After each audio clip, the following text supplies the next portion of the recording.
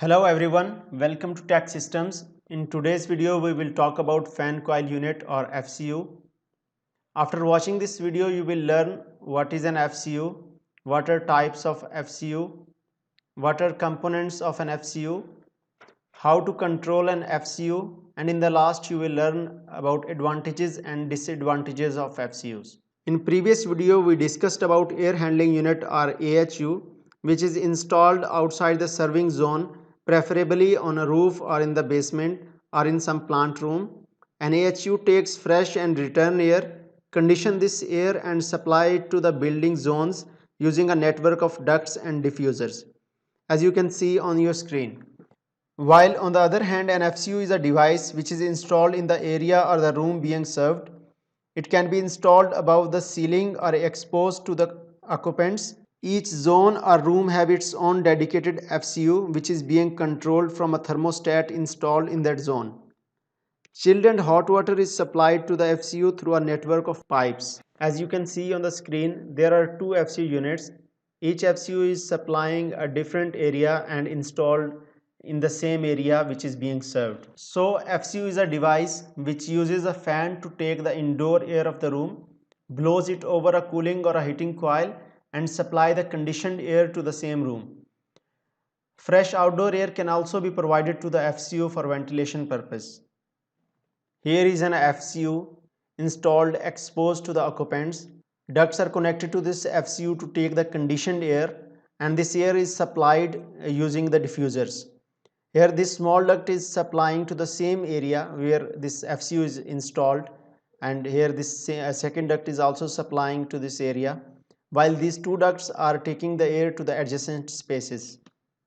So now let's discuss about different types of FCUs. First type is a ceiling concealed type FCU which is installed above the false ceiling, and then we have ceiling cassette type FCUs. There are also wall mounted type FCUs, same like the split units which we have installed in our homes, and then there is a floor mounted type FCU. Now let's have a look at installation of different FCUs inside a building. First of all, we have a concealed type FCU which is taking this return air and conditioning this air and supplying it to the same zone. Here as you can see, we have four pipes. This is a four pipe system in which two pipes are used to take the chilled water to the cooling coil and the other two pipes are being used to take the hot water to the hot coil. These are two fans inside the FCU. In some installations, we also have two pipe system where only cooling or only heating is required. Here we have a floor mounted type FCU which is taking this return air and supplying the conditioned air. These are the pipes to take the chilled and hot water, and then also a duct is also installed to supply the conditioned air to the adjacent area. So here is how an FCU installation looks like. In commercial buildings, mostly concealed type FCUs are used which are installed above the ceilings. So now let's have a look at different components of an FCU. First of all, we have a fan which takes the indoor air and blows it over to the heating or the cooling coils. We can have a single fan or dual fan, as you can see in this on your screen. This fan is a multi-speed fan, usually 3 speeds: low speed, medium speed and high speed. When difference between the temperature set point and room temperature is large, fan run at high speed to achieve quick heating or cooling. When this difference decreases, fan shifts to the medium speed and then to the low speed. Then we have a cooling coil which is used to cool down the air. A motorized valve is used to control the amount of chilled water supplied to the coil. A small valve size is required for FCU, so usually two position or floating actuators are used. Modulating actuator can also be used, but it is expensive. In my previous video, I discussed about the valves and actuators in details, so you can have a look at that video also. I will give the link in the description. If moisture level of air is high, the condensation happens as air passes over the coil, so a condensation pan is provided to collect this water. If heating is required, then a heating coil or an electric heater will also be the part of an FCU. Now let's discuss how to control an FCU. There are two ways to control an FCU. First way is to use a local thermostat for standalone control, and then other way is to use a DDC controller.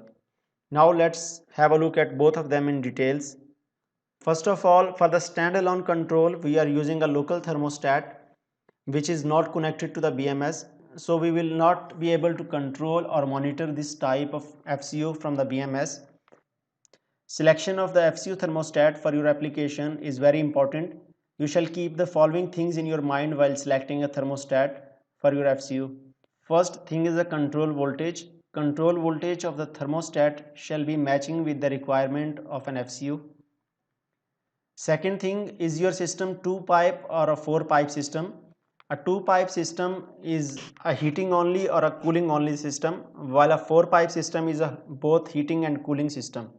So you shall keep in mind this thing while selecting a thermostat, because there are different thermostats for 2 pipes and 4-pipe systems. Another very important parameter is what type of control is required for your cooling and heating valve actuators. Is it a 2-position, floating or a modulating control? Second method to control FCU is using a DDC controller, which can be an application specific controller. A small DDC panel is installed beside the FCU, preferably above the ceiling. A wall module is connected to this DDC to provide the room temperature value. Temperature set point can also be modified using this wall module.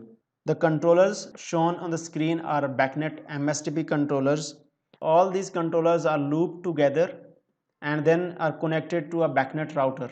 This BACnet router is then connected to the BMS workstation using a Cat6 cable, so we can fully control and monitor all of our FCUs on the BMS workstation.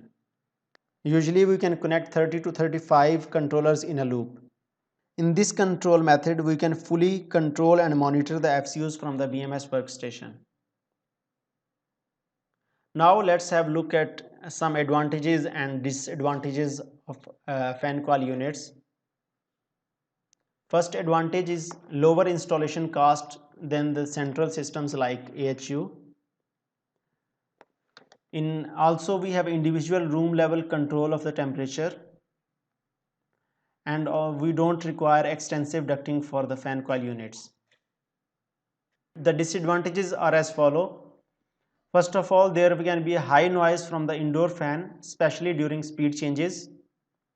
Maintenance of the valves and actuators is difficult and it has to be performed in the occupied space. Also, condensate water drain system is required for the units which operate at low dew points. So guys, thank you for watching. If you are new to the channel, please subscribe to the channel.